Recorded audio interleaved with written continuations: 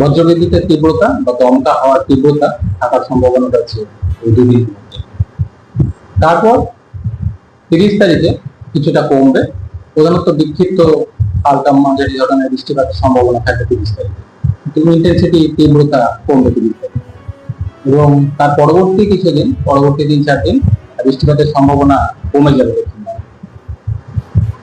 তাপমাত্রা আগামী 3 দিনে দিনের সর্বোচ্চ তাপমাত্রা 2 থেকে 4 ডিগ্রি মতো কমার সম্ভাবনা রয়েছে মেঘলা থাকার কারণে এবং বৃষ্টিপাতের কারণে।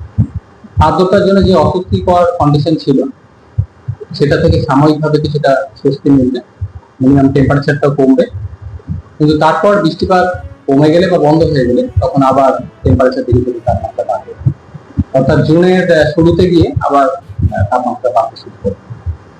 কলকাতা পার্শ্ববর্তী অঞ্চলের জন্য আজকের দিনটা দিনের সর্বোচ্চ তাপমাত্রা 34 ডিগ্রি কাছাকাছি থাকার সম্ভাবনা রয়েছে, মিনিমাম টেম্পারেচারটাও কমবে কলকাতা পার্শ্ববর্তী অঞ্চলের জন্য। আগামী 2-3 দিন তাপমাত্রা কিছুটা কম থাকবে, তারপর আবার জুনের শুরুতে গিয়ে তাপমাত্রা আবার একটু বাড়বে, 35-36 ডিগ্রি কাছাকাছি আবার পৌঁছে যাবে। বৃষ্টিপাতের সম্ভাবনা হালকা থেকে মাঝারি ধরনের বজ্রবিদ্যুৎ সহ রয়েছে কলকাতা পার্শ্ববর্তী অঞ্চলের জন্য, সাথে দমকা হাওয়ার কিছু সম্ভাবনা রয়েছে 28 থেকে 29 এর মধ্যে। 30 তারিখে বিক্ষিপ্ত হালকা বৃষ্টির সম্ভাবনা থাকছে, তারপর পরবর্তী কিছুদিন কলকাতার ক্ষেত্রেও বৃষ্টিপাতের সম্ভাবনা কমে যাবে।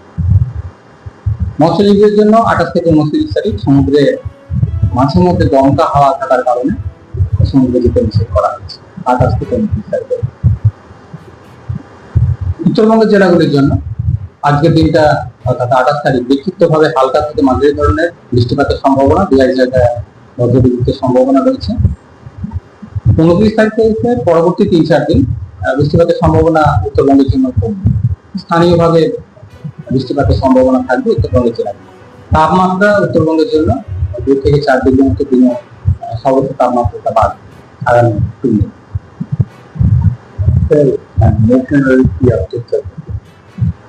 বর্ষা মধ্য বঙ্গোপসাগর পর্যন্ত কিছুটা অগ্রসর হয়েছে, তো আমাদের রাজ্যে দক্ষিণবঙ্গে 10 তারিখের পর স্বাভাবিকভাবে প্রবেশ করে এবং উত্তরবঙ্গের ক্ষেত্রে 5 তারিখের পর স্বাভাবিকভাবে আসে। আমাদের রাজ্যে স্পেসিফিক আপডেট পরে জানানো হবে, এখনো সেভাবে স্পেসিফিক কিছু বলা হয়নি, পরবর্তী সময় আপডেট দেওয়া হবে।